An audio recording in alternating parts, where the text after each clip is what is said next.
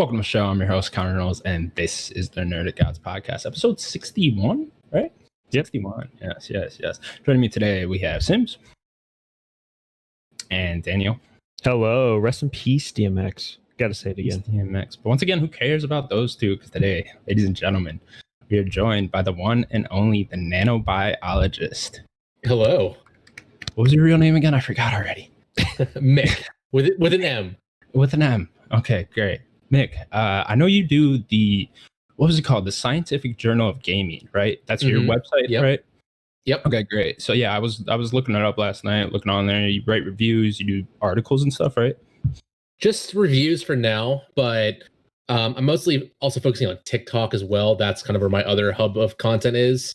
But yeah, my website's mostly for reviews and just like linking out to my other stuff that I do. So what do you do on TikTok?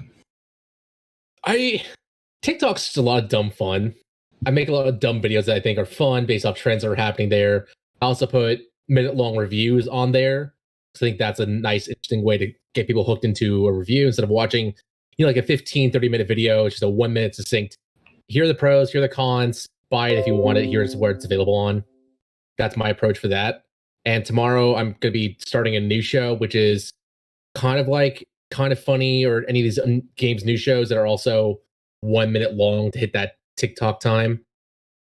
So that's gonna be a fun way to just like get the news out there about games and what's happening in the gaming world to the TikTok audience.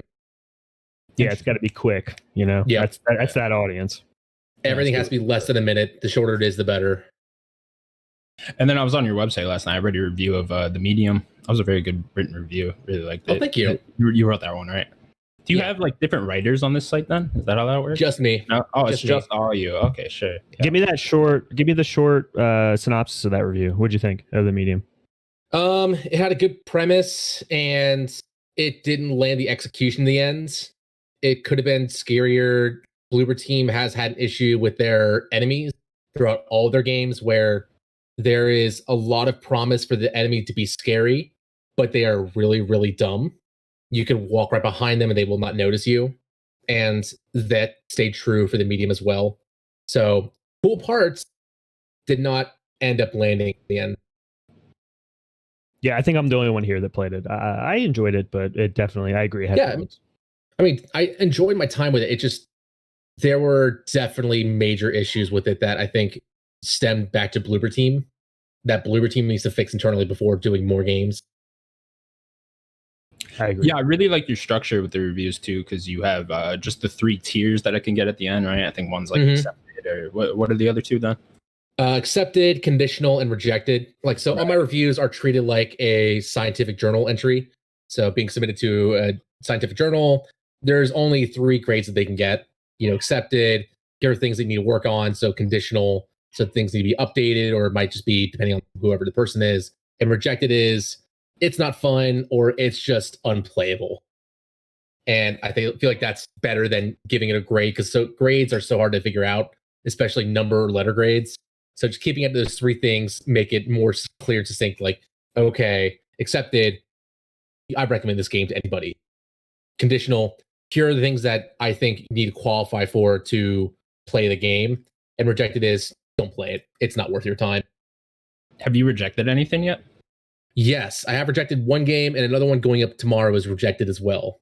Really? Okay, interesting. Is it what was the one game you rejected already? I refuse to play Balan Wonderworld after that demo.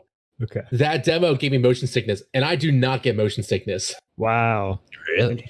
It was rough. Just from the demo. That's crazy. But the first one I rejected was the Cyanide Happiness game, which just came out. It's like something Apocalypse or something, right? Freakpocalypse, and it's supposed to be a 3-part game, but the first part was not fun at all. It tried to be too much like the Fractured But Whole and the Stick of Truth, but not. It's not written by Matt and Trey. That's the problem. Right. Exactly. Yeah. Writing doesn't hit the same. All right, cool. And then what else? Uh-oh. You lose him. Yep, I think he's gone. Oh, I hear him. There you are. There you are. There we go. There he is. I want to ask you too, because I've been keeping up with Kind of Funny and the whole Pixar review. Do you actually think the Pixar theory is a real thing? Like, do you think the writers intentionally put this in? You don't? Okay, that's what I was thinking. Absolutely not. It's just dumb fun, you know. It's not. Like just it's not. There are like so many coincidences. It's just nods. Yeah, it's a lot of nods that like. So like, you know how animators and video game people, they reuse assets. A lot of stuff is that, and it's just people trying to find fun ways to connect the dots, because there are dots that connect everything together. Like in the future movies, starting with Up, there's By and Large, and that continues through Cars and Wall-E. All these different movies have By and Large in it, which is a big company that's almost like the Walmart of that world. And there's so many other bits and pieces that line up that it's fun to say, yeah, these movies are connected in certain ways, and finding ways to find out how they are all connected. There's so many weird ways they're connected. Yeah, it's like, what absolutely. are they doing? Yeah. I think they're kind of leaning into it now, though. Like, once that theory started getting popular, I think they're always like trying more and more to write more stuff in there, or just put more little details in the background, stuff like that. So I don't know. Yeah, I definitely think so as well. Like, they want to have those little key moments, because every Pixar movie has a hint at what the next one is. So it's like, that's a little Easter egg that might connect it to the other one. Like in Coco, there are little what are they called? Little dolls. I forget the exact word of them in Spanish, but of Buzz and Woody, because Toy Story 4 was supposed to be the next movie at that time. Oh, okay. Yeah, and then I remember in Soul, there's the poster of the Soul of wherever of where Luca is. Mm-hmm. Yeah, man, Pixar, geniuses over there. Every time I listen to the Pixar review and it finishes, I always go to like, I always listen to it at work, and I'm like, did you know that the door in Monsters Inc. might have been the bad guy from Toy Story? Sid's, yeah. I was like, that blows my mind. I'm like, I feel like I'm your dead coworkers smug. just looking at you like, what the fuck are you talking Honestly, about, man? That's all I get at work. Honestly, sometimes I walk through the door, and obviously I'm listening to Kind of Funny Games Daily, so I'm like, are you all right? I'm like, our Baker's doesn't, and they just leave. It's great. Like, it's great. What is wrong with this man? But no, yeah, like your contribution to the Pixar review, like, one of my favorite parts. Like, I love to hear how it's connected, and to me, it's real. Like, don't listen to these guys. That shit is real. I didn't say anything. They planned it from Toy Story 1. They planned it all out. Absolutely. A whole roadmap there. When's the Avengers Assemble moment? Ooh, that'd be a cool one. Yeah, they're all coming out of portals. Pixar. They're coming out of doors. Yeah. Oh, that'd be really cool. All right. Well, we will now talk about some video games, get into some news. Where do you guys want to start? A lot of news. Busy week. Very busy week. We normally record on a Thursday, don't we? So it's we got an extra 2 days here worth of news. All right, we'll start here.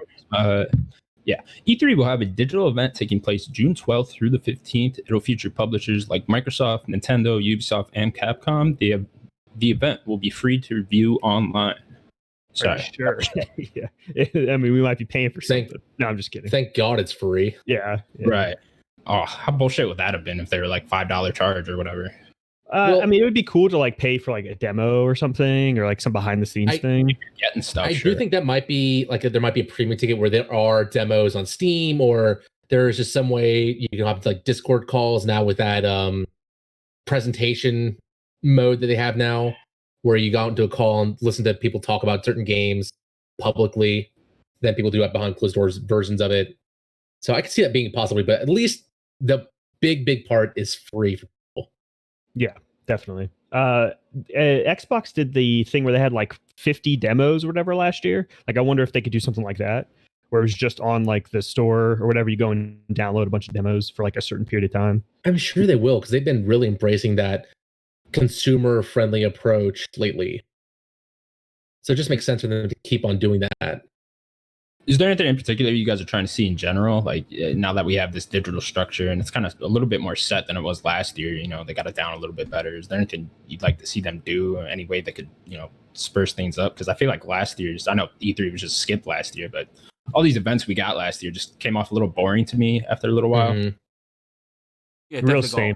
Definitely got a burnout with it. Like, the excitement started to deteriorate over the summer. Like, I remember normally it's like these things get announced, I'm like, right, that time slot is filled for us. I mean, we were decorating at the time, and there was no urgency because you didn't. It was either too long, not something that I was particularly interested in.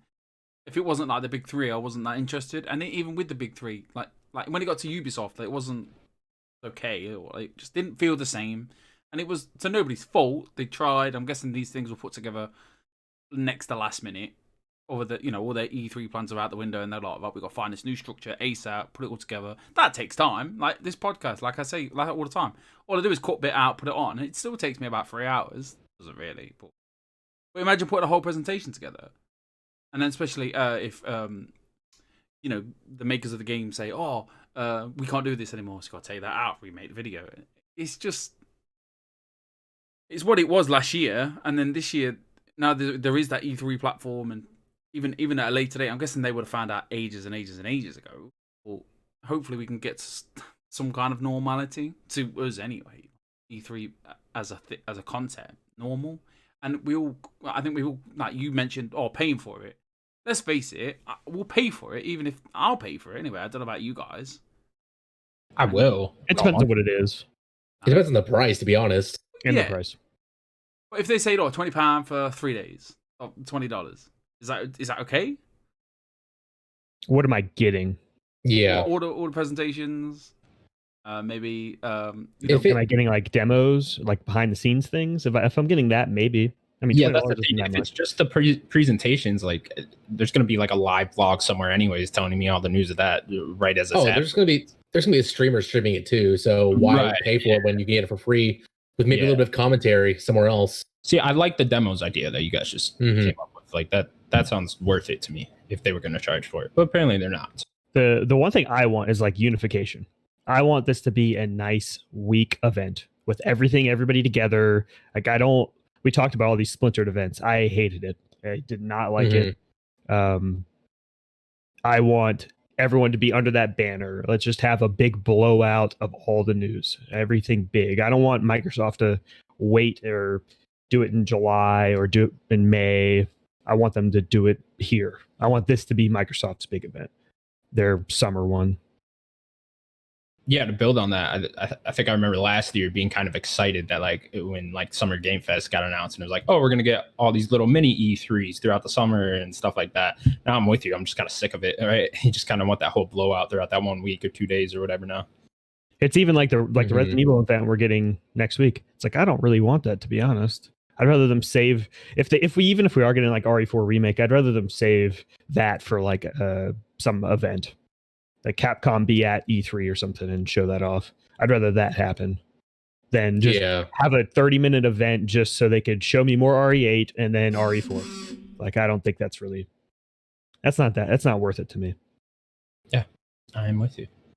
All right, cool. Anything else you guys want to say on E3? I'm excited. It's back, baby. Yeah. It's nice to have a nice week of news and content instead of having one every week for at least a month or 2 months of faux hype. Yeah, I think a good E3 is good for the industry. We seem to have like a Nintendo date, maybe like not a date, but like we know they're going to be there in them 3 days. So we kind of are we getting a direct? Like Nintendo's been so quiet last year, and now having the last direct and now this direct, it's kind of just exciting. And then this might be good for their like fall stuff. Yeah. I mean, I don't think this would put like a rocket or PlayStation's backside. I don't think that's gonna make them think, we should do something around that time. We probably get one a couple of weeks later, or probably a couple of weeks before. I don't know, but with the names that are there, I'm okay with it. I'm excited. It's like Christmas, isn't it? It's like Christmas going away, and then you're like, it's coming back, but we don't know when. Like it's nice to know it's there, and it's. What it's gonna look like, we don't know, but I don't know. It's exciting. I'm excited. It's like Christmas to me. I like book time off.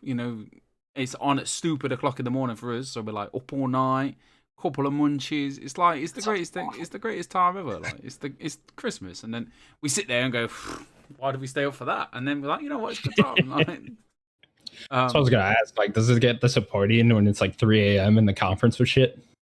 I was screaming when they announced Avengers. I was screaming at 3 in the morning. Like, yes, come on, yes. And now where we are is I want to talk about it. I want to talk. Kids are just scared in their room. You brought it up. What do you mean? Well, it's the excitement.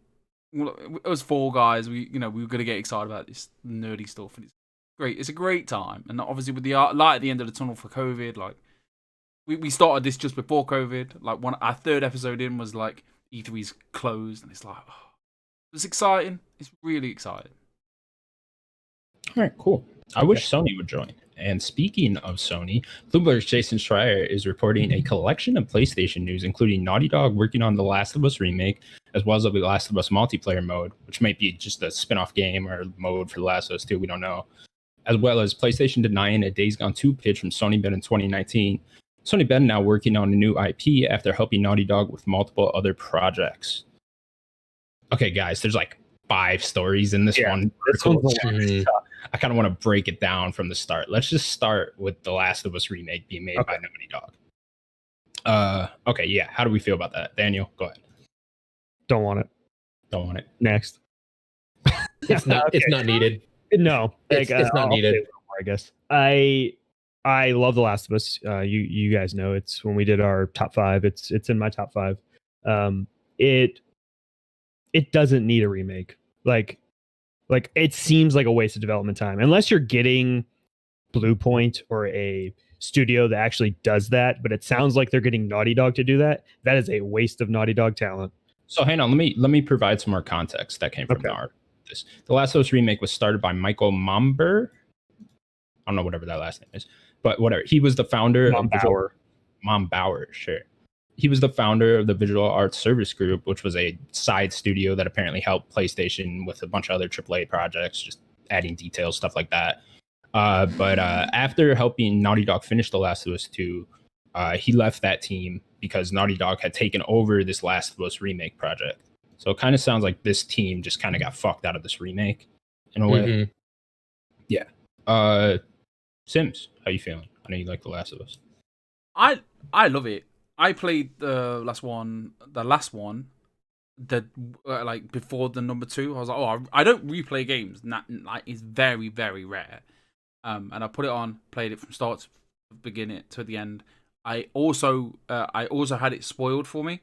I willingly spoiled it for myself due to my bad luck in spoilers. You willingly spoiled number 2. Yeah. Sorry, yeah.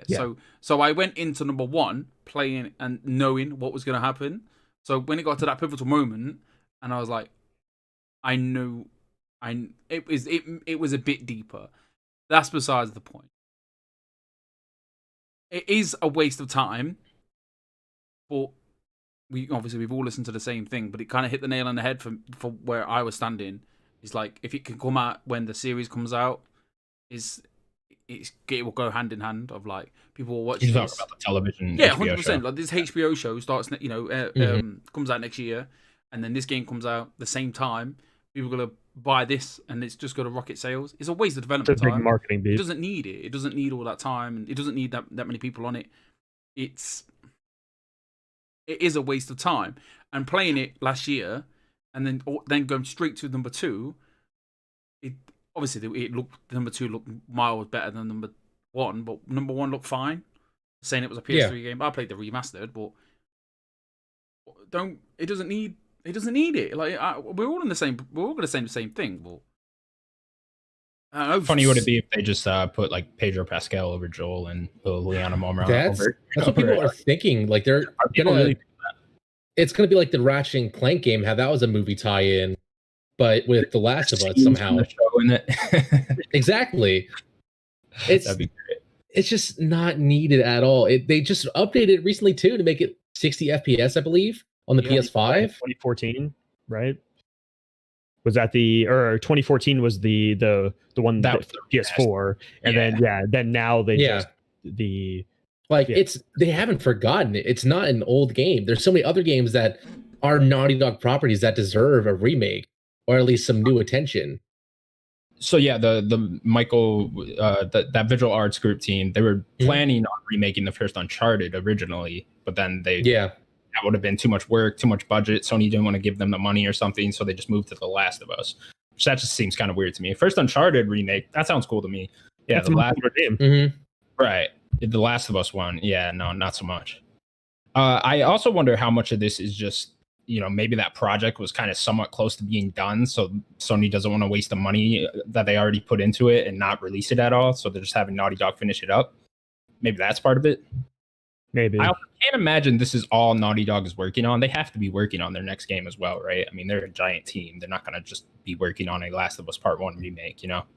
Hope so. Is this part of some mega collection at the end of the year? I don't know if that's like a 1 and 2 collection. 1, 2, and factions, mega PS5 or bundle, Left Behind, all that kind of stuff. all that like all in one, and including the faction. I could see that, and that'd be a much better way to deliver the news, right? Yeah. Is if that whole thing got announced, like, hey, we're re-releasing a PS5 version of Last of Us 2, along with a remake of Last of Us 1, along with the multiplayer mode. I think if they delivered the news that way, everyone would be much more excited. They created like the Master Chief collection. Yeah, kind of exactly. excited for. Because they haven't said anything. This is all Schreier. It is. This isn't Sony, so Yeah, technically, this is all still just rumor. So yeah. Okay, and then we'll get into the next part of it. Well, here, let's talk about the multiplayer thing real quick. Nano, did you play Factions in the original? Would you be excited for a new version of it? No, not at all. I just played. Factions to me felt like it was from the time when every game had to have multiplayer in it. And I know Factions looked fun. I know people enjoyed Factions. It's just every multiplayer burned me in some way back then, and I just did not want to touch it. And then Sims, you're almost the exact opposite because you love Factions, right? I love Factions, but I played it resentfully because it had the trophy attached to it. So I was just like, we have to play this really shit multiplayer mode. My partner platinumed it. I played with mine. I did the first, like there's two things you have to do to like level to, like, let's say to, what do they call it on Call of Duty? Prestige. Yeah. Like, so I did one and I was like, I can't do it again. And Natalie just blitzed it. But once you play it, it became this really fun time. Like, there's so many, like, I got Facebook memories of me like posting PlayStation videos onto Facebook back in the day when you could actually do that. And I was having a right good time with it. So number 2, I hope with number 2 coming, I'm really excited. Like, that's one of the big things I'd really want to see this year is like that multiplayer faction, and then it comes out this year, and we'll have a good time with it. But I'm waiting for number 2 for the PS5 because like we played it. I played it on my partner's account, and I was like, I really want to play it again. It's like one of my favorite. It is probably my favorite game of all time. Like, I don't even. It's a long story, but I don't know. What's it going to look like? Is it from the ground up? Are they just going to strip it all back down and make it? Or is it just going to be a remake? Or are they going to? Oh, you think like it's going to be the same thing as the Last of Us 1 had, just along with the remake? I don't. When it comes to the multiplayer version, I don't know. So I was kind of expecting like a whole new game here. That's the way they made it seem like. Right. What? I don't. What are they doing? Like, this is part of the question. Like, they're being very quiet. Yeah, I just kind of wish this multiplayer mode just came out with The Last of Us Part 2. That way it'd already be over with. Or at least if we had a release date right now already, because by the point this releases, it's going to be 18 months after The Last of Us Part 2 already, and it's just I'm sure we're going to get some news on the anniversary of Last of Us Part 2, which is in June?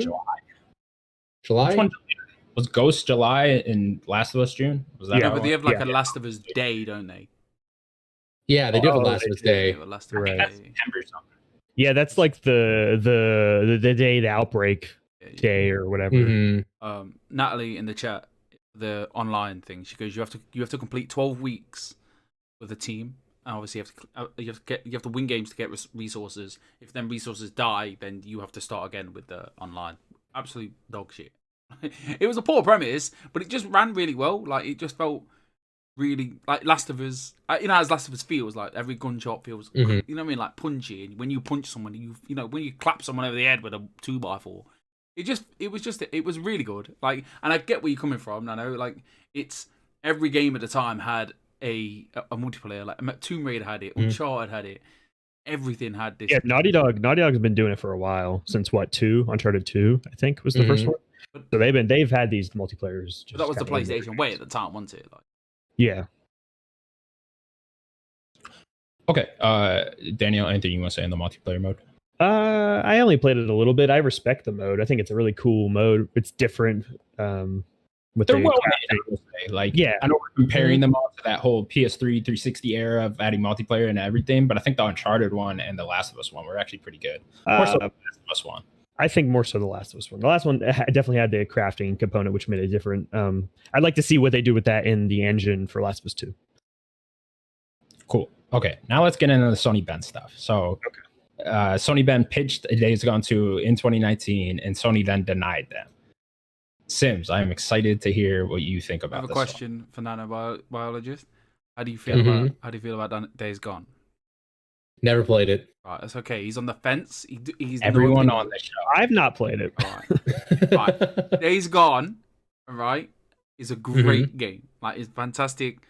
Don't get rough launch, but as a whole package, like if you like the zombies, if you like, how do you describe the word? What's the word "great" mean to you? For me, a good game is a good story, a good gameplay loop, and something. But you said great. Yeah, but I mean, I really. I mean, I'm just picking at you. I'm just picking at you. I hate you said so great. You said this is a great game. Right, okay. If you put a load of goods in a basket, you get a great basket. No, it's good. Somebody back me up. See, I won't disagree that the game is good. I guess a good fine game. It's not great, but I would have been excited to see what 2 could have been. I would love to have seen. Yeah, this is the worst part. This is the worst part about it. Like, yeah. You asked me one question, so I'll briefly explain it. Like, for a game, I'm a. Have you got any kids, Nano? No. So I'm a dad of 2. Just 2 dogs. 2 dogs. Good on you. So I'm a dad of 2. You know, family man, living the dream. And when a game, if I can play a game, if I want to play a game, I want to get up in the morning and quickly get an hour in of this game in the morning, then that is a good game for me. That is a game that has got my attention. I can't stop thinking about it. And the way some of the story beats and the way they did the game, there's a certain part of the story. Don't get me wrong. It was maybe they execute it weirdly. Like, you could be one end of the map, you have to go to the other end of the map to go and see this memorial of something. And then that's it. There's a cutscene. You've literally traveled halfway across the map for that. But for me, that storytelling of him grieving or whatever, it just really hit well with me. And don't get me wrong, it went a bit loopy at the end, but I still enjoyed it. And then when it comes to the zombies and the combat, I'm a massive Walking Dead fan. Freakers. Yeah. Well, okay. I'm a massive Walking Dead fan, and any game that can like emulate that feeling of like being in the forest and then you may be fighting, let's say, a gang, and all of a sudden this one freaker will just attack you from behind because you're just not safe. Like, nothing is your friend, nothing is your ally. And I don't know, there was just a moment of the game that just like, I really enjoy this game. Doesn't matter. Days Gone 2, like, it deserved a sequel 100%. Like, people maybe it seems to be like half of the internet are like, this game's not very good, but the other end's like, yeah, it got a bit of a rough start, but it is a genuinely good game. So why can't we just get number 2? Like, you know, this whole arching like Jason Schreier article is just basically saying like, Sony just want to make AAA games, and they're not willing to do anything other than that now. Not even AAA games. That sounds like they want to just go for the quadruple A games from now on. The full-on blockbuster. They just want to make the big cinematic experience for everything, which honestly sucks. That's the only thing they're aiming for. They're shooting for the moon and nothing else. No risks. No risks whatsoever. And that is not the Sony that I fell in love with. I fell in love with Sony during the Ratchet and Clank, Sly Cooper, Jack and Daxter era, which are like the fun, zany mascot characters, not the every game has to have a big moment that really hits your heartstrings and makes you think for weeks and weeks on end. Every game's just a third-person action game. Yep. You know, exactly. So I'd rather them try something different. Here's my thing with that is that's kind of been Sony's MO for the last 5-ish years. If you look, there's a clear drop-off in 2016 when they stopped releasing AA games, and that's right when the VR came out. You can see it if you look at the games Sony's published. Right when the VR came out, they stopped doing AA games. Like, you can look at the games that like were exclusively on PlayStation Network. just a drop off from 2017 and 2016, and it's all in that VR. So I think all that money's kind of going towards that now, and they kind of just been focused on AAA games for the last 5 years, like I just said, yeah. But so like in this article, when it says some of the employees were fearing that Sony is becoming this, just trying to make these blockbusters and AAA games, it's like, I don't know where you've been the last 5 years. That's what they've been doing this whole time, really. But there's still been a mix of those fun games like Astrobot and Ratchet and Clank, and I think there's been a couple others too that are like Dreams and the painting one. So you think we're not still getting things like that? I think this is the sign that they are moving away from those games more and just moving more teams to either support teams for these big blockbuster quadruple A games, or they want new ideas that are going to be very quickly those quadruple A games, like they did with Horizon Zero Dawn. The way you put that though is if they made like quadruple A Astrobot, I'm fucking all about that. You know what I mean? Like I'd love that. You know, I don't think Astrobot has the capabilities to be a quadruple A, especially when they use it as a tech demo for everything. It could be an amazing collectathon platformer, but they just need to give it a chance. But it's not going to be on the levels of God of War, of Horizon Zero Dawn, The Last of Us. That's impossible for that property. They could easily prove me wrong. Of the new Ratchet though, like, couldn't they just make something? Obviously it'd be Astrobot, but they're coming out with a platformer that looks like it's quadruple A or whatever you want to call it in like a month. Yeah, but even Ratchet is, I think, a step down. Yeah, it looks great, but that's just Insomniac. I don't know if it's like that level. I would take it one step down, just a bit. Ratchet will always be AAA to me. I don't think it can. Quadruple A to me means a full cinematic experience. It is on par of the greats of Hollywood movies. Those types of games that have hundreds of millions of dollars in the budget going to it. And some games like Ratchet and Clank, I don't think can achieve that. Again, they can easily prove me wrong, but that if it is a quadruple A Ratchet and Clank game, to me would not be a Ratchet. It might lose some charm. Exactly. Yeah, I can totally see that. Going back to the Astrobot Deadquake, like, how do you put that personality in that character? Like, because these quadruple A, the characters are at the end of the game or the end of the story or whatever. You feel for every character that are in these quadruple A games. Like, how are you gonna feel something for this Astrobot character? Like, it's also just a bunch of like nods to every other Sony thing. Like, they can't just keep that either. Like, that's not a game. But it won't go away. We're just speaking hypothetically. No, but they can't make. I mean, after they closed down Studio Japan, they specifically mentioned keeping that team. So, I mean, they're obviously making something. But I mean, that's again the tech demo team. They've released a game at launch for almost every new device for Sony to show off its capabilities. So, could you see a route where they just become a support studio? Maybe eventually, but I assume right now they're making a new Astrobot for the PSVR 2. For now, yeah, I wish they would just make an actual game. We need more 3D platformers. Absolutely, we do. So let me play devil's advocate. So obviously we get this big thing from Jason Schreier, and it covers all these articles. It basically puts Sony in this circle of like, oh, they're only doing these quadruple A games. Like, do we really believe that? Like, surely they've got more little things going on. There's little indie studios around the world doing, stuff, and then.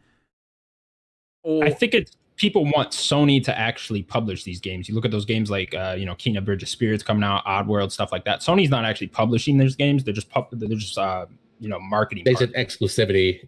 Yeah, with an exclusivity window, which is normally like a year or whatever, and they're just marketing with them. So I think that's kind of where they're getting their more AA games from. And I guess people just want Sony to publish themselves more AA games, right?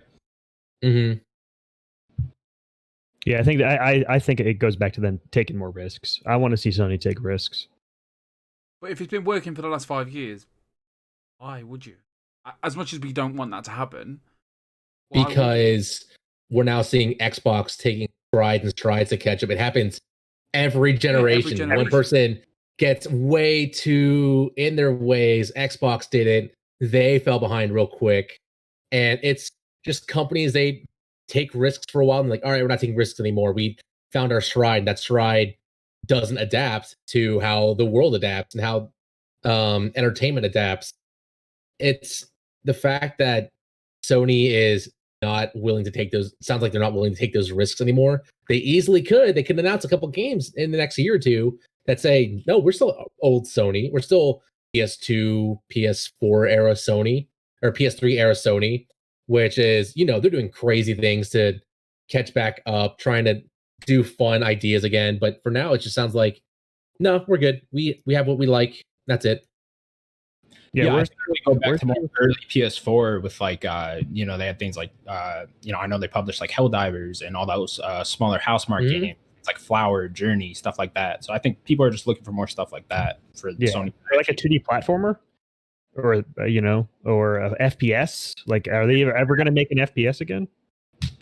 Oh, 2D platformer. Okay, yeah. Yeah, 2D platformer. Yeah, like where's like Ori, like Xbox published Ori, or Cuphead, or like where's their FPS lately, right? Like Battletoads and Gears Tactics and stuff like that. Smaller little projects like that have been, not console selling games, but games people have been talking about.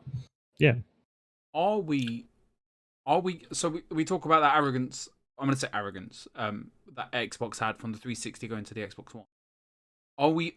Is PlayStation, the PS5 in this example, are we early enough in their arrogance for them to realize that that's not going to work? I don't think so, because they haven't had that moment, right? Xbox had the moment at E3 2013 or 2012, whatever, the one where they were talking about TV and football the whole time. That was the huge moment where they can point at and they're like, that's where we fucked up, right? Yeah. I don't think Sony's really had that. It's going to be more subtle this time, I think. Like, there was a report I saw from India that the Series S was one of the best-selling consoles during a week, and India is a PlayStation country.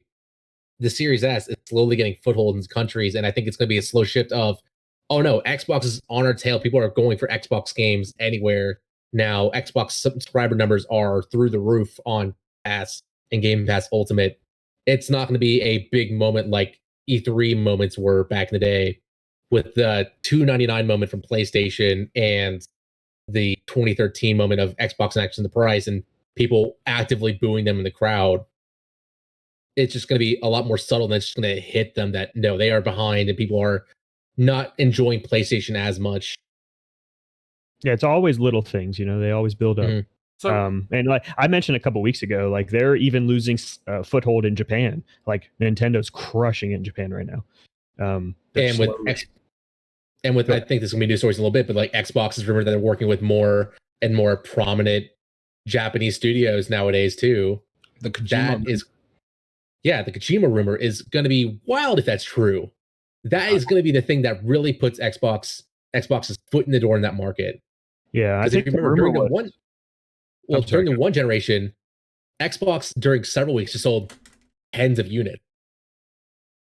Yeah, I think that the rumor was like that Phil Spencer was over there in Japan for a while, just kind of talking to people, which I think we're going to see the fruits of that labor soon.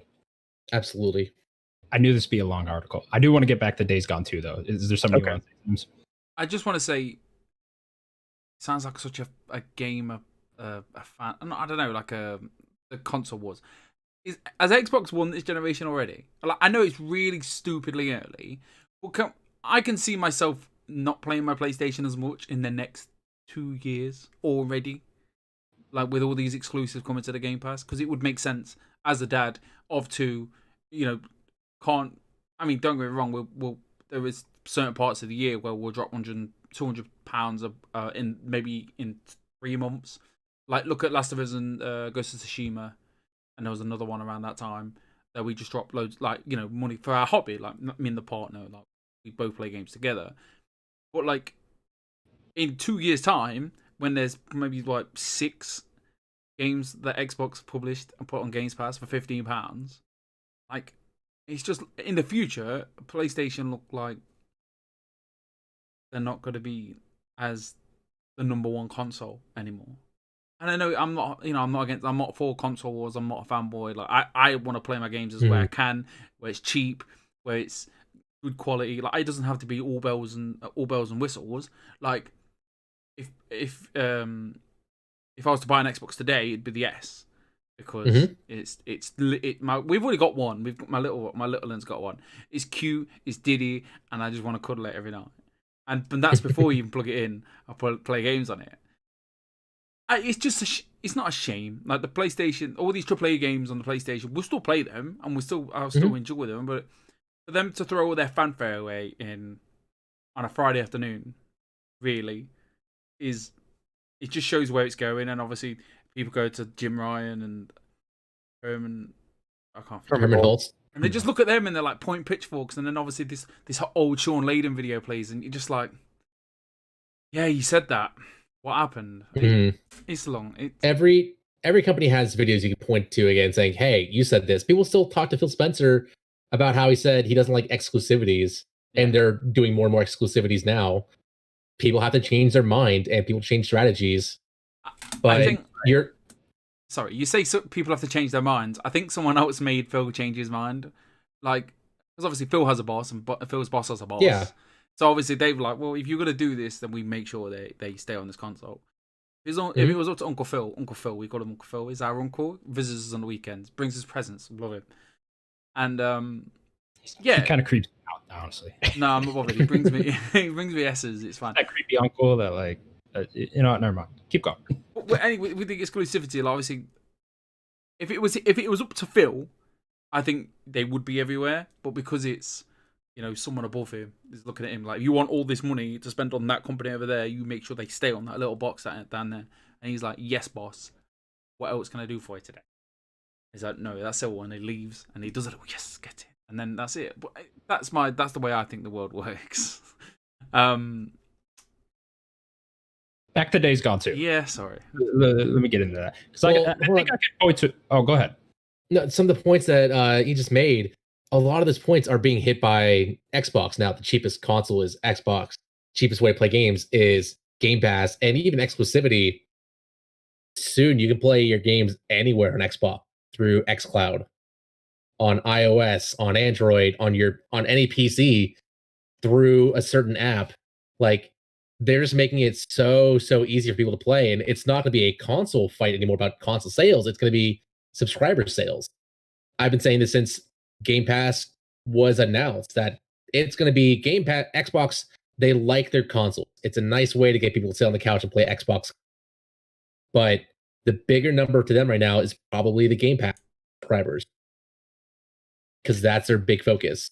So do you think we eventually get to a point where all these different companies have streaming, like how we see Netflix, Hulu, HBO Max, Amazon, all these now? Do you think a lot of companies already announced that stuff? EA announced one, Ubisoft announced one, then partnered with Luna. Bethesda announced one, then now they're with Xbox. All these big publishers were already announcing these streaming platforms to kind of combat Game Pass. You're doing it, right? Yeah. Yeah. I can't wait for the day on my Samsung TV to have an app that lets me just play Xbox. That's the one thing I really like. When that happens and it works flawlessly, then I'm going to be debating, do I even need an Xbox anymore? Which I probably will. Yeah, I've been saying this for the last year too. If you're the type of guy that just plays like Call of Duty and a Madden every year, I don't understand why you wouldn't buy an Xbox and just get Game Pass, you know, and like maybe check out like one AAA game a year. I don't understand why you wouldn't just go on Xbox and get Game Pass every month you need it, or whenever the Madden comes out or whatever, you know, because that way you can play your one little AAA game a year that you play, and then you have your Madden and your Call of Duty to get you through the rest of it. It does depend on how serious they are about the. Some people take COD really serious. People live, breathe, and die by COD. Like, I know, but one of my friends is just COD FIFA. And if he was getting maybe that odd little like dip in connection quality, then maybe he'd go and buy the console. But that's where they get you. It's like, oh, try it on here. Oh, it's okay, but not as good as you need it. Go and buy the S. £250, please. Thank you very much. There you go.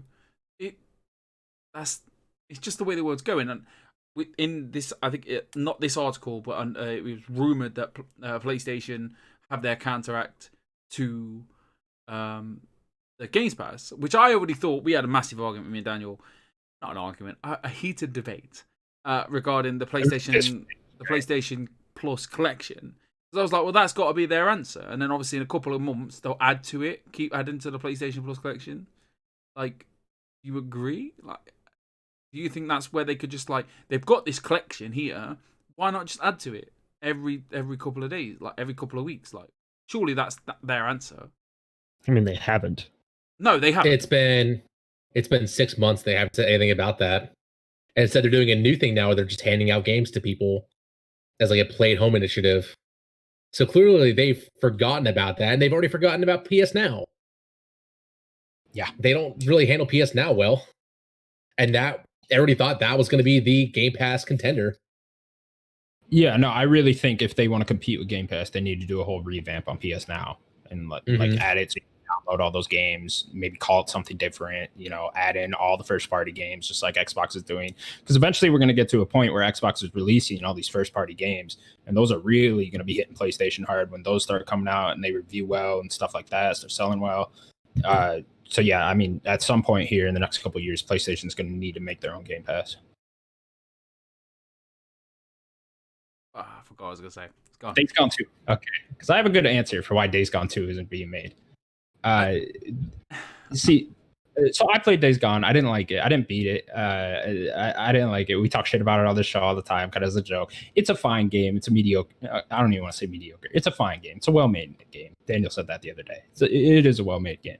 But they pitched it in 2019 after the first one came out. What was everyone saying right before Days Gone came out? Why the fuck do we need this? We have The Last of Us, Why would Sony need this in their portfolio? And I think that the answer is still the same. They already have a zombie game. They don't need another one in their whole PlayStation franchises, Sure. Especially one that wasn't received that well critically. It sold well, though. That's the thing. That's how you know this isn't really too much about money. Days Gone did sell pretty well. I think the last reported was like 5.5 million, which is okay. For a new IP, yeah. Mm-hmm. Yeah, that's why I think it was being made. You're It's probably right. a lot. Like, I'll happily see it and go, you're right. I just wish it'd get another shot, which it deserves, because it just needs more people playing it. And when they keep giving it you as well, like they're trying to give it you, especially with the PlayStation Plus this month, and obviously it's in the collection. Right. And I think they should have been allowed to make it, to be fair, because I kind of think, the more a publisher backs off from a studio and lets them do whatever they want, the better, right? I think we all can agree on that at this point. Yeah, Definitely. So they probably should have. So then the last part of this article, so a long conversation about this article, it was that Sony Bend is now making a new IP after they helped Naughty Dog. I believe they were helping with the multiplayer project for The Last of Us, and then they were working on this rumored Uncharted game, which we do not know the status of now. So it could be canceled, could still be a thing. We don't know. Maybe it was moved to that other rumored San Diego studio. Yeah, that was a rumor for a long time. Maybe So that's a possibility. Maybe we don't know what's going on with that rumored Uncharted game. The new IP from Sony Bend, though, what are you guys hoping to see from that? Something new, something fresh. Like I said, that game is well made. Days Gone. That tech love and FPS. They could, maybe they could be the FPS studio, because like I said earlier, like that's the one thing that they don't have right now, unless that other rumored Guerrilla team is like working on an FPS again. They just don't have a first person game, so maybe they could. I don't know. Do we need a first person shooter game? Yeah, why not? Sony doesn't have FPS games. You look at not even a shooter. Do we have especially now with Bethesda being bought up by Xbox? You're about to lose even more first-person story-driven games on your console. When Call of Duty's there and Battlefield, what else? Yeah, but I'm not even talking about. There's a difference though between those two games, and then compared to Halo, Doom, Wolfenstein. Those games are very different from Call of Duty. And that's what was filled by Resistance and Killzone, those story-driven shooter games. Yeah, I mean, that's what I would like from Ben is a story-driven one. COD and Battlefield are more multiplayer focused. I don't think Sony should do that. Don't touch that with the whatever the saying is. I can't remember now. There you go. Thank you, Daniel. Go ahead, Sims. No, I'm just gonna say, like, for me, I'm not a first-person shooter guy, and I see COD and I see that's the pinnacle. And like who beats COD? Like, why go against something that's selling? The pinnacle for multiplayer shooters, right? I don't play first person shooters for story. Like, I tried Wolfenstein once, I've tried Doom, not a fan. Halo, not a fan. So yeah, like I said before, I'm not even talking about shooters. I'm just talking about an FPS game, like of just a first person game, whether it's a survival game or anything. All of their games are just third person, story driven. It doesn't hurt to have a diverse portfolio. Exactly. So maybe Sony Ben could work on something that'll take them like 2 years to make. You know, the smaller games that people seem to be wanting on the PlayStation to publish. You know, maybe Sony Ben could do that. You know, be that type of team. Okay. Yeah, they that's just not their history. We'll see. We will see. Very interesting article. Jason Schreier doing good work over there at Bloomberg. Very, very good work. Okay, cool. We will then move on. We will get into this. MLB The Show 21 will be coming day and date to Game Pass. This is the first time the Sony San Diego's MLB The Show series will be appearing on the platform. This is a story. This is a big deal for Americans. Like, this is I couldn't crazy. Down, that's just me. Like, Nano, go ahead. I think this is amazing, and MLB is really just telling Sony, we don't care, we want money. So they're going to Game Pass to get so many people in. It happened with Outriders, where people were saying, I only played Outriders because it was on Game Pass. Now people are going to try the MLB The Show, brand new to Xbox, an actually good baseball game on Xbox, for basically $1 a month. Mm-hmm. Yeah, so they got out later that this was MLB's decision to put this on Game Pass. Yeah. So it's just so funny but sad at the same time, because it's a Sony made game. It's from a Sony studio, but they want to hold on a license from MLB. That's a huge get for them. But it's going to be huge on Xbox, I think. Yeah, I think this is really the push to try to make MLB, you know, on the same level as Madden and NBA 2K, you know, be as big as those two franchises. And yeah, this is a great way to do it, especially for new players on Xbox don't even really, I'm sure they know what the show is, but they're not familiar enough with the product. And if this works out well, I can almost guarantee we'll see other sports games do this annually on Game Pass. Not like 6 months after the season's over, but day and date on Game Pass if it works out for MLB The Show. Definitely could be a test bet for EA. They already have a bunch there, so maybe if they see the show does really well, and maybe they'll just launch every big EA sports game day and date. That'd be cool. I want to say one thing about this, and that's all I'm going to say, is I think that, what is it? Who is this? Sony San Diego. I think that is who wins the most. Xbox, yeah, they win. But Sony San Diego has been making this game for how long? 10 years or whatever, if not more. Like, they've just been grinding out this awesome game that a lot of people haven't played. And now more people get to play their game. I think this is really great for them. Congratulations to Sony San Diego. They pretty much just cashed a check for years and years now. Yeah. Hit the lotto, right? Got that Game Pass money. Sims, anything you want to say on it? Everybody wins, and I'm really happy for you. Like Daniel hit the nail strong on the head. So I got nothing else to say. Couldn't have said it better myself. I probably couldn't have ever. I think you could have.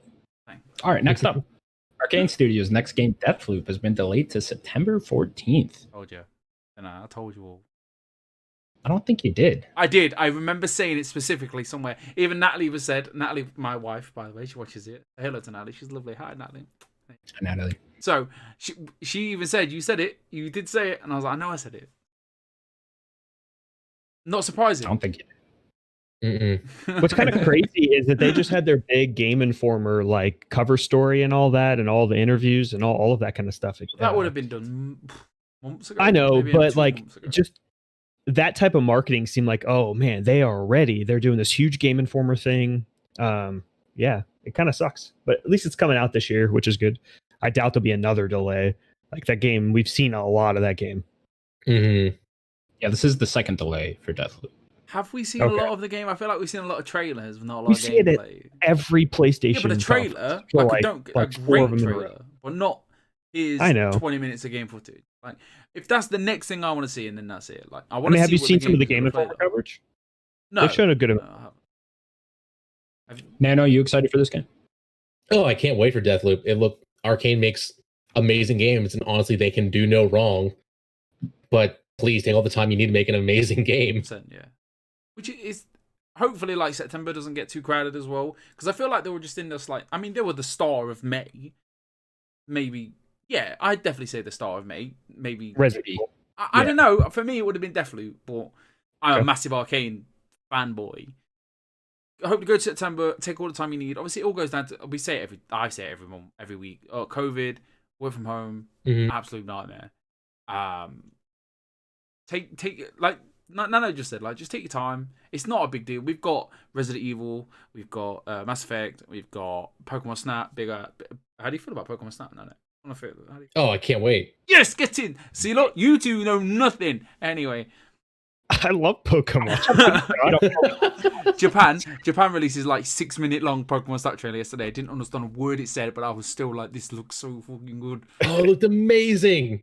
Can't wait. I genuinely can't wait. I get it for my birthday. My birthday's on the 2nd of May, all right? So I gotta wait like 3 days. 2 days. I'm so excited. All I'm doing for my birthday is taking pictures of Pokemon. But anyway, long story short, there's a lot of games in May. What are we losing out on? Half of us are going to be playing Mass Effect anyway. And Biomutant. So it's what it is. And in June, you're preoccupied. June will take you from Mass Effect 1, 2, 3 to Ratchet. Then who knows? And then we'll have E3 in the middle of that as well. And then the rest of the year, there is a massive question mark. Halo Infinite is pretty much what is all we know in Deathloop. September, November, I think.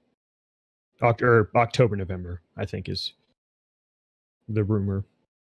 Yeah, that's my thing too. I'm happy it's out of May now. May is way too crowded right now. There's a lot of games coming out, a lot of games I want to play. So yeah, I'm kind of thankful for this, if I'm being honest. But yeah, take all the time you need, Arcane. No. It's not going to be the last delay either for this year. No. I think we're going to get more last minute delays still too because COVID. It makes sense. And take it in and that is stride. kind of what they cited in their statement, Arcane. They said they were concerned about the health and safety of their employees. So it kind of seems like it's a little bit of a COVID related issue. So, take all the time you need. I'll see you on that the leaderboard on Pokemon Snap, Nano, yeah? I'll see you. Yeah. I'll see you there, mate. They're going to be leaderboards? That'd be cool. Oh, mate, I'm taking pictures of Butterfrees all day long. Let me tell you, for the perfect picture. All right, next up, this is a Sims one. WWE 2K22. Hey, you put it in the list. Trailer. Yeah. Oh, yeah, I got you, man. WWE 2K22 official teaser trailer was released yesterday at WrestleMania. Yes, the trailer featured Rey Mysterio, and the game is coming out later this year. Go ahead, Sims. I was expecting a little bit more. Like I didn't even expect it. Like I watched WrestleMania this morning, my time. Is this like a known thing that they reveal the game at WrestleMania? Is that like a thing? No, maybe. Okay. No, they kind of just happen. So. With the wrestling games, you just know they're gonna happen. So obviously last year when it was taken away from you, this year it kind of just. I think they chose the right place to say, "Here, 2K22 is coming out." Bit of a shocker. Normally they have like a question from Dan. Yes. Do we know who's making this one? It will be 2K. So it's the team that finished 19 or 20. Is that the team? Because it's not. Remember that team left and then somebody else finished it. The previous one. It didn't really say. I've not. All I know is that trailers come out. I did. All it said was like coming soon. More, and then apparently on the Twitter it says there's things to be announced soon. Fingers crossed this is good. Like the very quick glimpses of like character models that they've shown look amazing. It's more of the women that I worry for. Like hopefully the women just get a better like representation because like remember their star of their women's division last year, 2 years ago, she looked dreadful, and like she was like cover star of the game. Like, and she just had this like square head, rounded jaw. Didn't all of the character models look bad? Yeah, but like the women just looked like they just didn't look anything. They were even worse. Like, they just looked terrible. I'm a massive wrestling fan. I look forward to these games every year. Like 20 was just painful. Like I couldn't even play this. I normally play every career mode, every story, even though it's terrible, or even though but this was just too terrible, and even I couldn't finish it. And then the game just didn't look great. Good place to show it. WrestleMania couldn't pick a better time, especially like WrestleMania is the time of year where wrestling fans who aren't really wrestling fans will watch it anyway. And just a quick one, like watching it this morning. Watching the fans come back, and then Vince McMahon came out for his beginning of the show. We were just like, "Welcome back," crying my eyes out. Absolute mess at 6 o'clock this morning. My black coffee, just like, "You're so happy though." Like it was great. It was a great experience, and fingers crossed that this game is. Hopefully, the gear they've had to work on it makes it better. Like they just need to strip it down. It just gets too complicated. It doesn't have to be real. It doesn't have to be a simulator. It just has to be an arcade wrestling game. It doesn't. We don't play these games for. Like the UFC fans, that is like 1-to-1, maybe not, because like Connor's a massive UFC fan, but you know, we don't play these games to feel like we're playing wrestling. We play to make our fantasy matches and just let them just like, you know what I mean? When you get action figures, that's what you want. You know what I'm saying? Like Just in the corner. I have a lot of broken action figures. I don't know why. Just Captain America with one leg. Nano, are you a WWE guy at all? Nope, never got into WWE. Never got into wrestling at all. Yeah, I'm with you. Daniel. In America, it's so big, and like none of you like. I was when I was younger, like early 2000s, late 90s, early 2000s.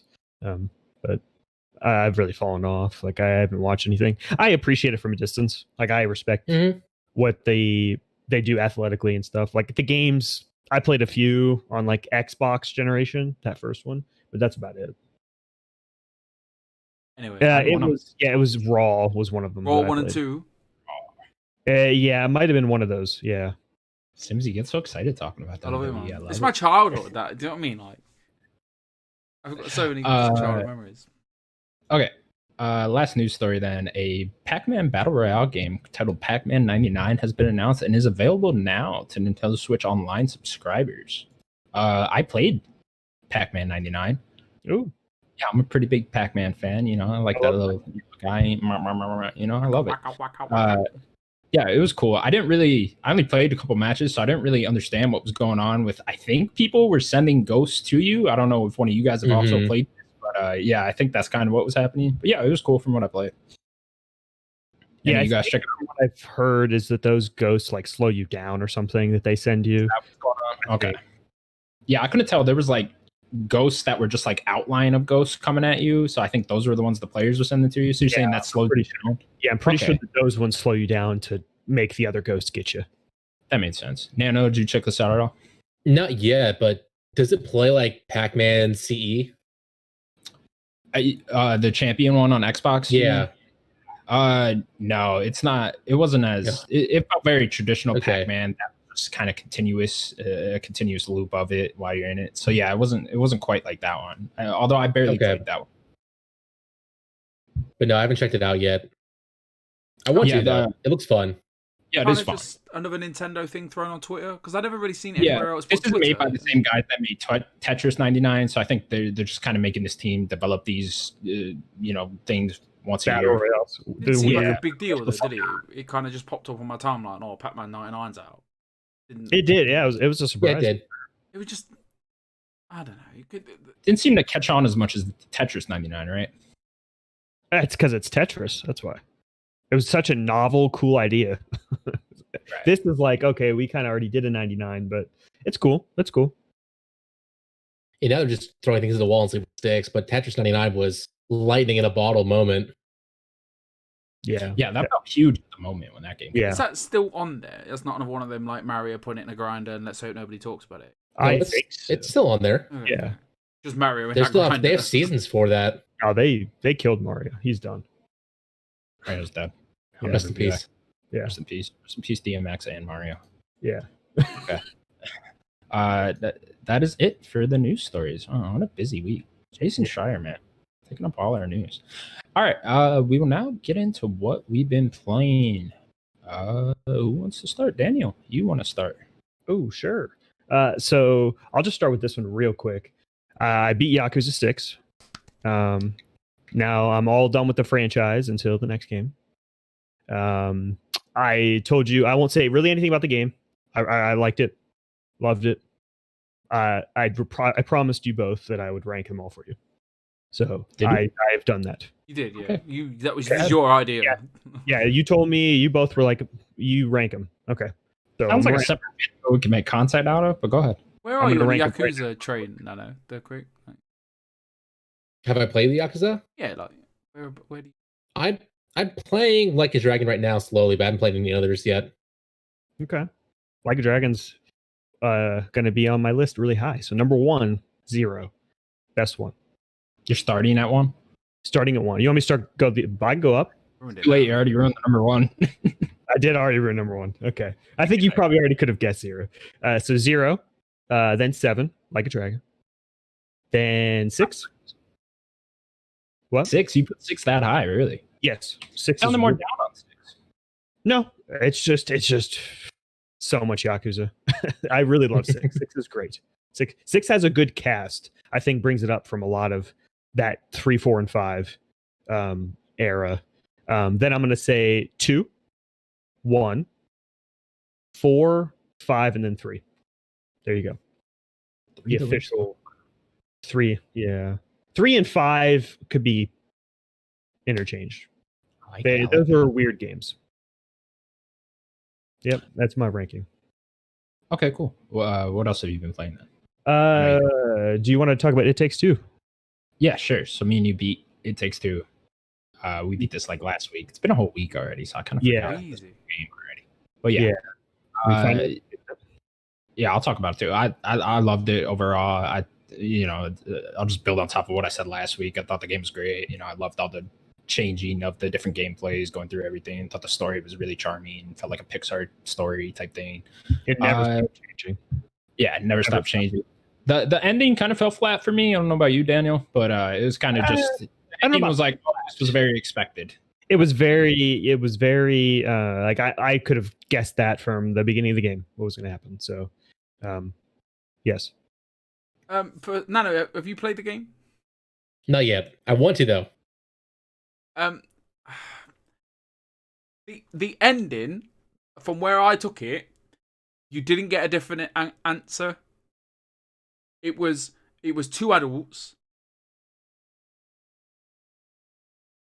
seeing some, like, you know what I mean? Like, we'll have to talk about off thing. Do you want me to mute myself so I don't hear the spoilers?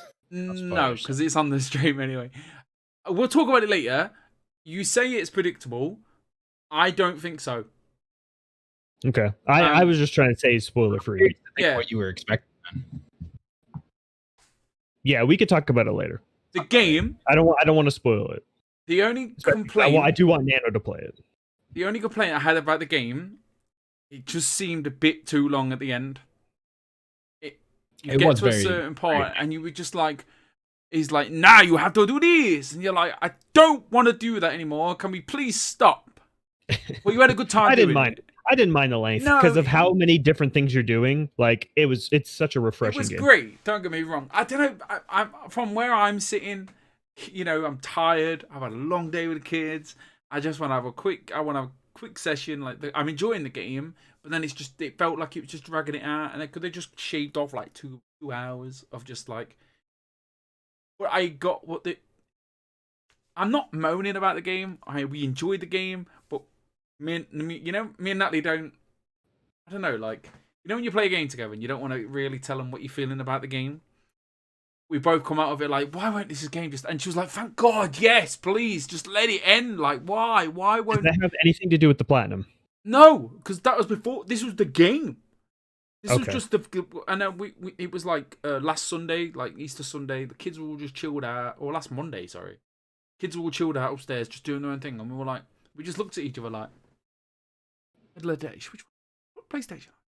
You try, and you put the PlayStation on. It makes that really loud noise. Dude, kids know you're playing a game now, so they're just gonna come downstairs, pull out all the Legos and stuff.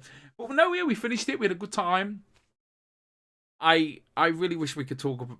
Sorry, no, I'm making you feel a bit bad. It's okay. No, the platinum not as daunting as it looks. quick guide on YouTube on the second TV in the house. Did I tell you I've got 250? Yeah, I want to shout out to Nat. Me and Connor played chess, and I won by a lot. He fucking killed me at chess. Jesus. Yeah, Natalie. Yeah, I was like, this is Natalie's saying. Yeah, Nano, you can play chess in the game. There's like a little mini game. So they had that too in A Way Out, where they had tons of little mini games that were really fun to play. Yeah, you can play Connect 4, right? Yeah. The whole game. Connect 4. There was a fitness games too. Yeah. There's a bunch of mini. That's kind of like the collectible kind of in this game is like side. There's like mini games you could play with each other. Yeah, they turned that up to 11 in this one. To 11. Nice. 11. Yeah. So going to this story between me and Nat. So one night, all of a sudden, we find this big chessboard. I'm like, let's play some chess. Natalie's like, I don't know how to play chess. I'm like, we'll teach her. We'll teach her to play chess. And I'm thinking, I'm gonna rinse her. So I give her the basics. And she's like, you know how to play chess. You were playing chess in primary school. And I was like, yeah. She plays. You play competitively. I was like, no, I played other schools at my age at year we were like 10. So I was like, I still think I'm gonna beat her. She beat me. I can believe it. So I've retired from chess. I will be right back. Spent a whole hour playing chess on It Takes Two. Other than I don't want to talk about it anymore. But no, it's a great game. Please play it, Nano. Like you and your fiance, please just sit down and just have 10 hours of a wonderful experience. Like I said it last week. It's wonderful. It's a wonderful, wonderful game of like every moment you are doing something different. It's beautiful. It's bright. It's colourful. And it's a phenomenal game, and the little Easter eggs in it, mini games, and you are competitive in every single mini game. You want to win. Like me and Natalie had moments, and the game makes you laugh so much. Like there was one. Did you? No, it's not really a spoiler. Did you make? Doesn't matter. I don't want to ruin it for you. I don't want to ruin it. Like even the little things in it, the game. I just don't want to ruin it for you. Please just play. The game's a romantic comedy. It has great writing through that. It's absolutely we got so few romantic comedy video games. I can't even think of another one that the writing really was able to shine in this game. But yeah, I loved it as well. It's my favorite game of the year thus far. I think it's the only new game I played this year. So there's that. But yeah, you want to put a score on it, Sims? We haven't done scores in a while. I good 9, a 9 out of 10. Like, just a fantastic game. Like, just too long for me. Like, you and Daniel find it okay. Even Nano and his fiance, like, if they sat down and played it together, they'd be like, yeah, it's a perfect game. Like, it didn't seem to drag on. For me, it was just like, just I don't know. Like, 9 times out of 10, I'm falling asleep with a controller in my hand. Do you know what I mean? Like, I'm just an old dad. I'm 30 this year. Yeah, I'd probably give it like an 8.5. I don't think it quite hits that 9 range for me, but yeah, really enjoyed my time with it. I also played Sayonara Wild Hearts for the first time. This is a rhythm game. I don't know if you guys know what that is. Not rhythm game, Sayonara Wild Hearts. This game came out 2019, I think. But yeah, it's just a rhythm game. It's kind of, think of like Thumper or any of the other rhythm games where you're just running through collecting points. Pretty much just a giant music video where you go through each level. Each song is its own level. But yeah, I really enjoyed it. Really trippy visuals. Daniel, you're back. I know you played Sayonara Wild Hearts, right? Yeah, I love that game. That game's awesome. Yeah, it's a really cool game. Weekend, so I was like, I'll hop on that. Yeah, really short, really cool game. It was only like an hour and a half, but awesome visuals. Art style's trippy. I mean, the way they use the color purple in this game, let me tell you, yeah, it's everywhere. It is super purple. Yeah, really enjoyed that. Daniel, anything else you've been playing? The last one is Outriders. I've been playing a lot of Outriders. Have you been playing it, Nano? I just got the last achievement last night, so a little bit. Playing a lot. Okay, just a little bit. That's awesome. So what have you? We'll start it together. So what were you playing? What did I was playing a Pyro the whole way through. I Pyro, converted it over to the main game and played through the whole game as a Pyro. Yeah, the demo I played Pyro and I played Trickster through the game. I don't know how far I am in the campaign. I can't really tell, but I'm level 24. What area are you in? Like what kind of biome?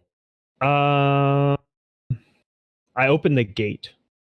You have a couple hours left, 2-3 hours. Okay. So I opened the gate. I'm leveled like 24, and I think we're on.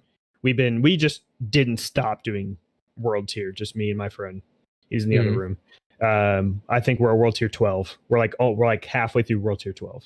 Oh, nice. So we just been leveling out all the world tiers. We're just like grinding it out just as much as we can go. The best way I could describe this game is it's like playing a B sci-fi movie in every way possible. It's cheesy. It's bad at sometimes. It's really fun. The story is... Go ahead. Sorry, go ahead. No, I was literally going to say something about the plot. The plot is interesting, but I don't really like any of the acting or voice acting. What were you going to say? I was saying the story is so forgettable. It's generic space colony movie, but with superpowers thrown in, and the superpowers are so much fun to use.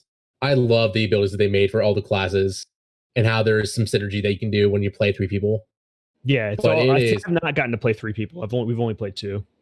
Still, when you play solo, it's a whole nother game. It's so much tougher because when you play co-op, you have that self-revive. You can revive others. Well, solo, you do not have any of that. So you already lose that safety net right there. Yeah, I honestly don't know if I would recommend this game if you want to play by yourself. I would. I had fun playing it solo. You think so? I played the whole game solo, and it was fun. It's just, don't be afraid to lower the world tier. That's my advice. Yeah, world tier 12 is intense. I don't know where you are world tier wise. I'm 13, and it is very rough.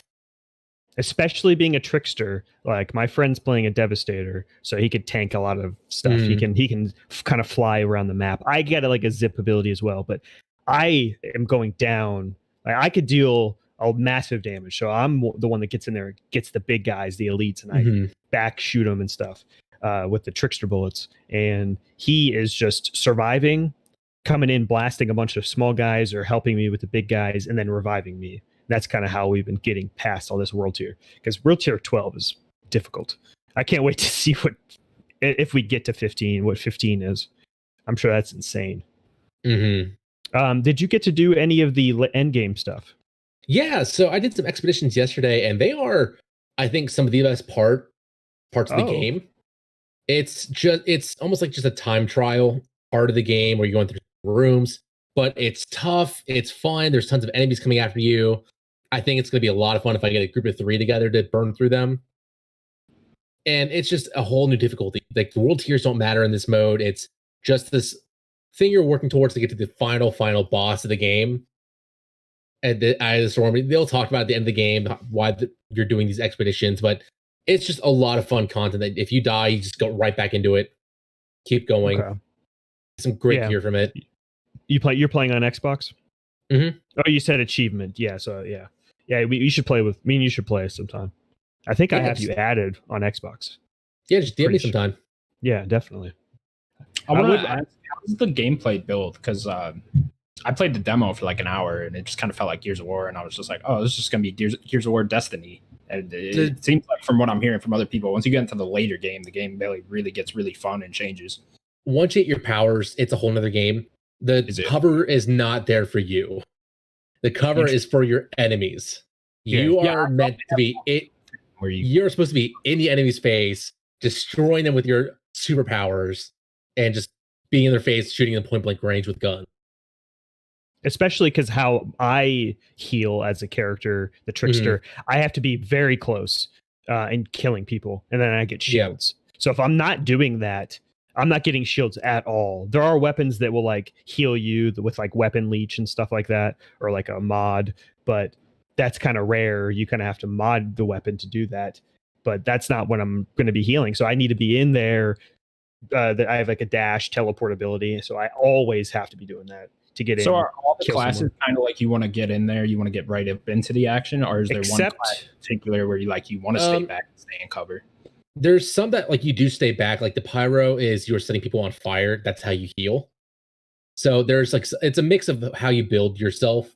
I have some abilities that let me set people on fire from a distance, and others that let me set people on fire very close. So it's really how you want to play. Yeah, the Technomancer is the one that sits in the back. He can like throw out turrets. He also he's the big healer, so he can he has like a healing ability that he can do. And we just are not playing with one, so it kind of sucks because like I take damage like nothing. I just don't have the defense. Is that how you want to play it then? Is just like have 3 people and then one of you be each class? Yeah, well, there's 4 classes. Oh, there's 4. Yeah. So why can't you play with 3? Yeah, it's a good question. I don't know. Just a gameplay choice, I guess. It's been kind of a thing that games have been doing is 3. Like it started with Destiny in 2014. They only have 3, so I don't know. And you don't have to play 3 different classes. I played with Andrew Renee and Joey Noel, and we were all pyromancers. We were just setting fire to everything, and that was fun in its own way. That sounds just fun. us burning the battlefield. Cool. Yeah, it's pretty much all I got to say about the game. Like, it's fun. I'll see what I kind of feel like at the end of the story, you know? It's just kind of there. Cool. All right. Nano, you been playing anything else? What am I playing? I've been playing Outriders. I finished the new Phoenix Rising DLC, Mysteries of the Eastern Realm, which is fun. It's just more Phoenix Rising. I love that game, and I think people haven't respected it as much as they should. But it's the new twist, which is nice, with Chinese mythology now for DLC. Cool. So with that expansion, was this the type of thing where they added like a whole other part of the map or something, or was it just like extra little puzzles? It's a new map, new character that you're playing as. Plays Ku, which is a Chinese hero saving the realm in that area from a certain gods. And it's 2 new islands over in that area that have nothing to do with Phoenix at all, but it's just new dungeons, new puzzles with just the tiniest twist on it.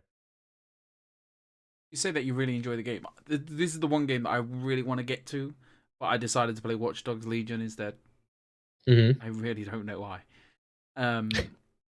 Is it really good? Like, I played it very briefly on Stadia when it had the demo, and I was like, this could be a lot of fun. Like, this looks great, colorful, funny, imaginative. It depends. Did you like Breath of the Wild? Yeah, I did. Yeah, I had a good time with Breath of the Wild. If you don't love Breath of the Wild, I think you're going to love Phoenix Rising. It's a weird mix of if you like Breath of the Wild a lot, you're thinking, oh, this is just a generic Breath of the Wild clone. But if you thought, Breath of the Wild was fun, it was okay, like I did, you will love Phoenix Rising. It evolves the Breath of the Wild formula in many, many ways into a way that I really enjoyed it. Yeah, there's a spectrum of love for Breath of the Wild here. I'm like the one that really likes it. Connor does not. Yeah, with Immortals, I think that I need to check this game out because I think it could be for me with more of a story. You know, that's kind of something I thought was missing from Breath of the Wild. The story's there. The world doesn't feel empty like it did in Breath of the Wild because there's a narrator. You know, there's 2 narrators throughout the whole game that are talking to you, which is nice. And they are funny, they're witty. There's cool puzzles that you do that you can see anywhere on the map. Not just like the dungeons that you have to go to, but little puzzles that give you small boosts for abilities and weapons. Enemies that are everywhere to fight. No weapon degradation. That's awesome. Okay, cool. Sims, have you been playing anything else? We finished Take 2 on Monday, and then we went straight into a Oddworld Soulstorm on the Tuesday. I've been really looking forward to this game. Like, really, really, really looking forward to it. And it just looked great. Like, just brings back some nostalgia with, like, Abe and having a good time. We had a good time with it Tuesday, Wednesday. Got to yesterday and the day before. We were kind of just doing the same thing over and over again. And I know that's what it is, but they've added, like, this, like, new implementation of, like, you've got to find this petroleum, to generate the generator, to get to point A. And it just seems to, you have to go into this like cave, which is a dark cave, and it just seems like another puzzle to get all the alien creatures. I can't figure the names out. And then we put it down last night, and we're gonna finish it. I think we're just not gonna go as hard as trying to get all the I want to say Medokans, but they're the bad guys. Am I right? I could be wrong. I don't know the name of them. Oh, I'm not sure. This is where Nano wrongs me on live on stream. Yeah, I don't know. We just me and Natalie playing it together, and it just like we enjoy the challenge of the puzzle, but then it gets to the part where it's like, oh, now you got to go in this cave again to go and get this petroleum again to get out the cave to go and do the things, and then it was like, well, we're just doing the same thing over and over and over again, and then they took out the fart mechanic, which is like really like destroyed me. And I'm not a child, but like That's what you played. you know what I mean? I wasn't even want. It was just something I remember, like in the PlayStation 1 version. I remember being able to like, fart on cue, and it was just like, kind of just like. I know maybe the world has matured, but maybe this game shouldn't have matured and just kept that like. You just need that fart button. I don't know. It's not even a big deal. It just seems like. I don't know. It just the game just seems to be going over on a repetitive loop, and we're not very early on in the game, but like every level has taken like an hour and 25 minutes.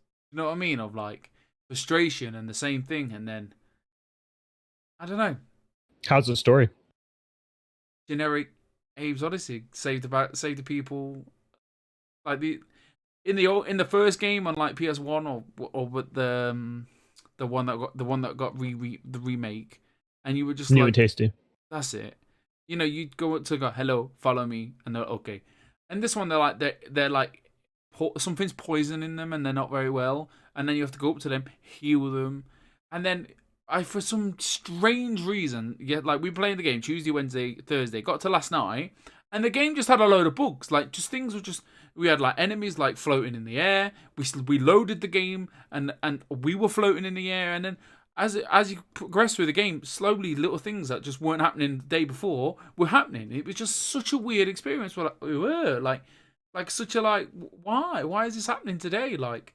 And this game's been in development for a while. The mechanics were working right the first time, and then last night, things you'd think would make something happen wasn't happening. So it just added to the frustration of like, ugh.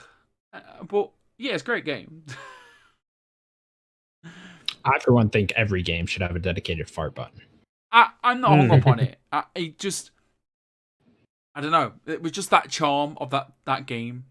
Of like, as a kid, you remembered you could fart on cue, and it was just like, I don't know.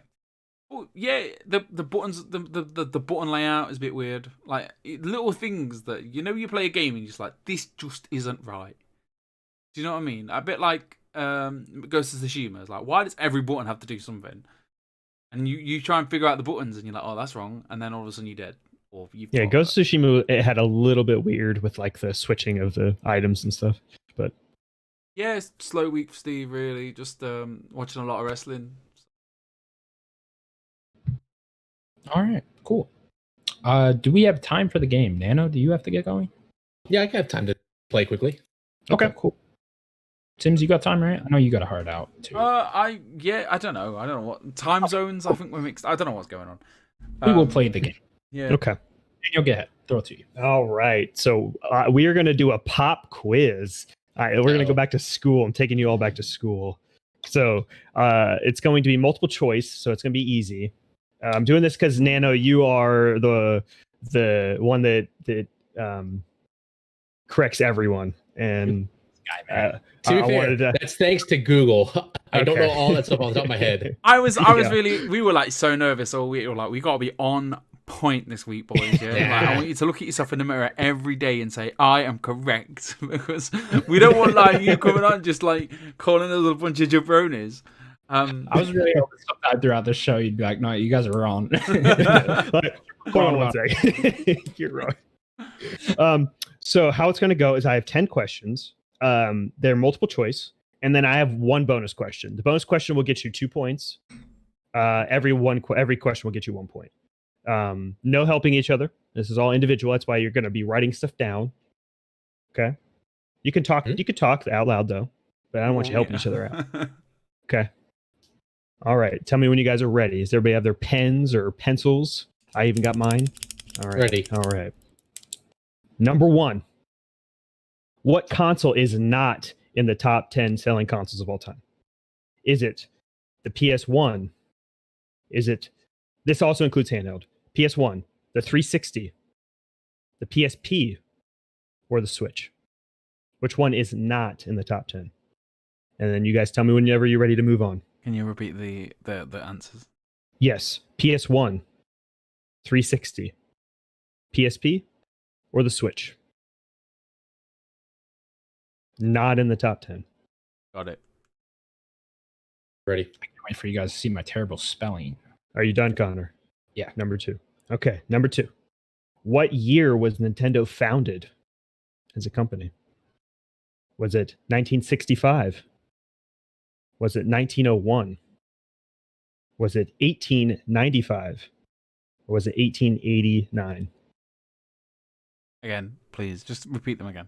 1965, 1901, 1895, or 1889. Okay. Ready? Is everybody ready for Ready. number 3? All right. Number 3. Sorry, no, I'm so sorry about this. He didn't warn me either. I would have told you. I like to surprise you all. How many GTA games are there? Is there 8? Is there 11? Is there 5? Or is there 7? This does not include expansions. Say the choices again. 8, 11, 5, or 7.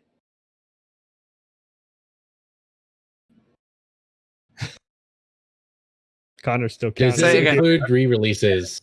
It does not include re-releases. So was it again? Okay. 8? 8, 11, 5, or 7. Okay. Okay.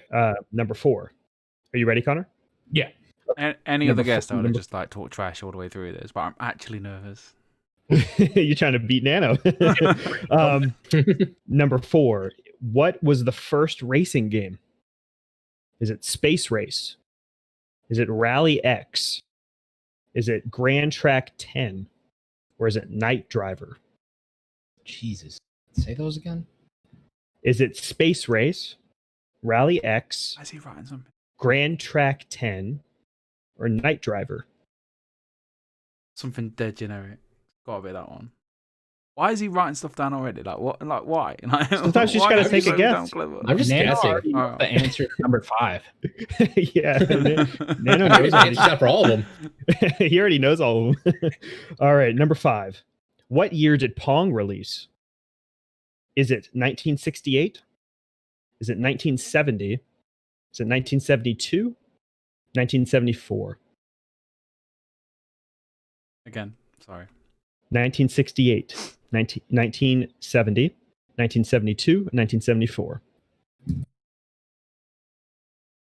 Everybody ready? Sims? Yeah, really. Nano's gonna fucking kill us at this soon. What I don't think so. Oh, what language is spoken in The Sims? Is it Simian? Is it Simlish? Is it gibberish? Or is it English? This is just unfair to Sims. He invented this language. I'd already wrote it down before you went through the answers. I bet I got it wrong as We're well. all very similar. Is everybody ready? Yeah, go ahead. Okay. What video game movie has the worst Rotten Tomatoes score? Oh, all right. Is it Street Fighter? Is it House of the Dead? Is it Mortal Kombat Annihilation? Or is it Alone in the Dark?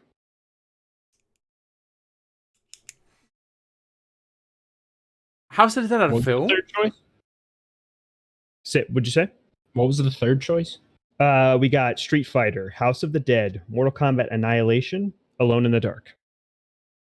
House of the Dead had a film? Yes. I know, I'm watching tonight. This Are you is sure on about the that? list of worst video game movies. Are you sure you want to go and watch that movie? I It's love probably House of the fun. I haven't seen it. Where's the House of the Dead remakes on the Switch? That's what I want to know. I mean, it's like a light gun shooter. I mean, I don't know. But they're redoing them, aren't they? They're doing them, aren't they? Light gun shooter? I don't know. Nano? Are we ready for number 8? Yeah. Okay. How many Pokemon are there Fuck. in the Pokedex? Is there 923? No, you're not getting Nat. Don't call for Nat. No help. Is there 923, 898, 883, or 907? What was the second Can one? you repeat those? Yes. 923, 898, 883, or 907. And the full Pokedex. Is everybody ready for the next one?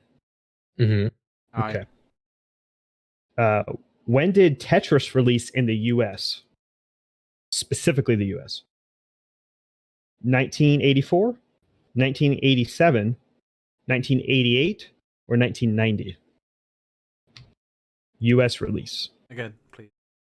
Yes. 1984, 1987, 1988, 1990.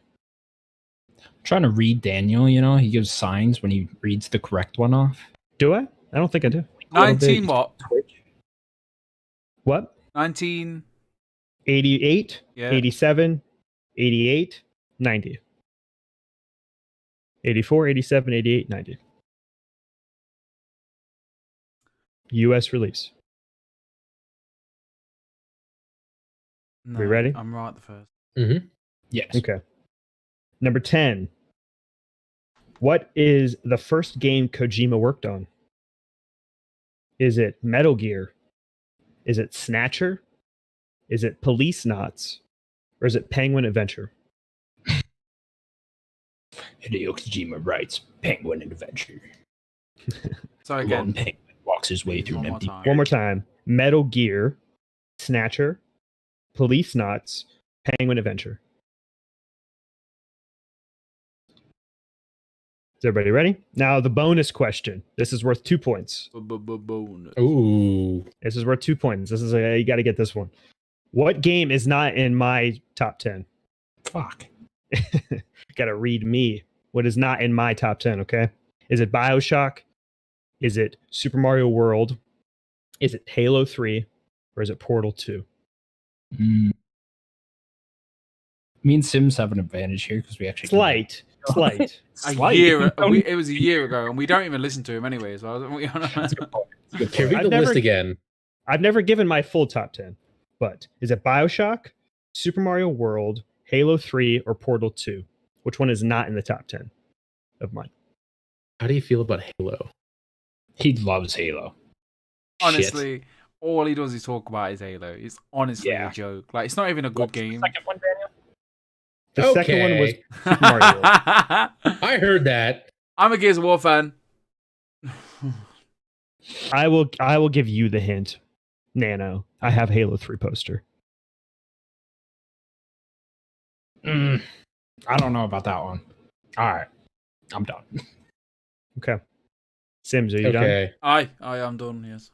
Nano, All right. are you done? Okay. Yeah, I'm done. So, I don't know how you guys want to score the points, but I'll read out I have the answer to Number everything. one, then we'll all show our number one. Okay, sure. So number one was not in the top 10 all-time selling. The answer was Switch, with 79 million. No way. Mhm. I had Switch. PSP was 81, 360 was 84, PS1 is 102. What'd you get? I had the Nano? PSP. PSP. Okay. I had Switch. You had Switch, so Connor gets 1 point. Here, I'll write it up here. So Connor, Nano, and Sims. Connor gets 1 point. Sims, what'd you get? PS1, wrong. Already Connor. off to a great start. It's very close, Nano, and that's what it is right now. So Switch will pass PSP. That's very something like Switch has had record-breaking. It has. It Stuff, maybe though, yeah. a matter of months. If we did this, Maybe it in already 2 is, months. and this is all a lie now. Yeah. I know the other one sold really well, so I thought Switch was just the one that has. It's almost there, though. It's almost in top 10. Yeah. All right, number 2, the year Nintendo was founded. The answer is 1889. Yes! Nano got it. Also had 1889. You had it too, Connor? Okay. Yeah. Sims, what'd you get? Okay, Sims did not get a point. Okay. Game sucks. You haven't lost yet. How many GTA games are there? The answer is 11. Yes, maths. Workshop. So Sim, what'd you say, Connor? I said Nano. All right, we got Nano got one and Sims got one. Okay. What was the first racing game? The answer is Space Race on the Atari. Yes, generic games. Thank you. What did you get, Connor? I said Rally X. Okay. I can't see yours, Nano. Did you say Space Race? Focus. It's not focusing. Come on. Sims got it. I put Night Driver. You put Night Driver. Okay. Yeah. Actually, Night Driver, I think, was the next one. I think that was like a year later. Am I either right or they are very close to being right? Yeah. Number 5. What year did Pong release? The answer is 1972. I put 68. I You put 68. So I put 70. Put 70. Okay. One on That that. one, I got you all on that one. What language is spoken in The Sims? The answer is Simlish. That is Got what it. I thought. Did everybody get that one? Yeah, I don't know. Simlish. That's what I said. Focus. You got it. Did you get it, Nano? It's a Simlish. I did. Yeah. Simlish. All right. Look at that. Everybody got that point. do I get like a bonus Sweet. point because I wrote it before you even told me the answers? No. No, because you invented the language. I did. Doesn't Yeah. This one, I think I'm going to get everyone in this one. What is the worst Metacritic score for a video game movie? The answer, it's not Mortal Kombat Annihilation. It's Alone in the Dark. It was said 2% to 1%. I said House of the Dead. I said House of the Dead.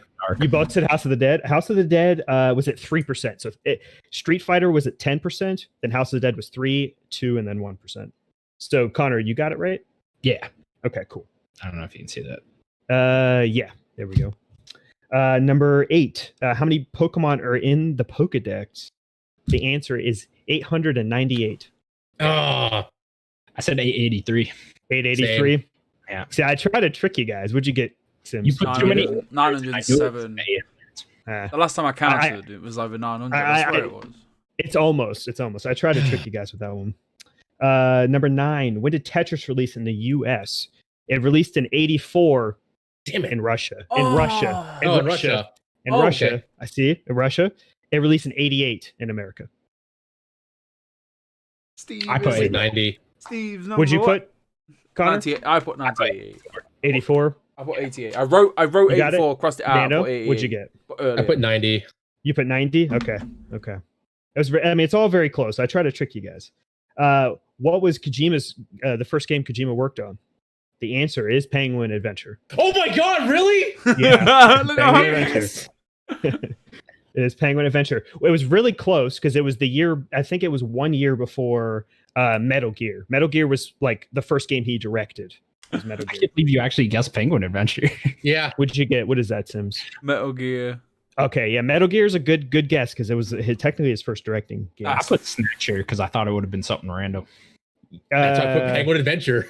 I thought it was Yeah, so easy. I thought it Snatcher was was a too little later. obvious. I mean, it's really close. All right, and for the bonus question, Before you do the bonus. I will. So you are all at 4, which is actually pretty good. Oh, okay. Are we all at You're 4? all at 4. Down to this. There could be ties. If one of you get it and the rest, that's who wins. So what is not in my top 10? Okay. The answer is BioShock. Oh my God, really? Yep. Not in my top 10.